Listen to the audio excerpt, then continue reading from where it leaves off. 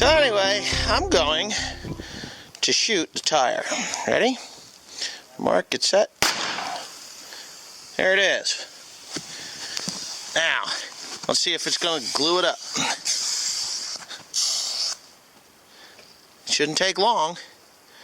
There should be 2 holes in it. Guess what? Do you believe in magic?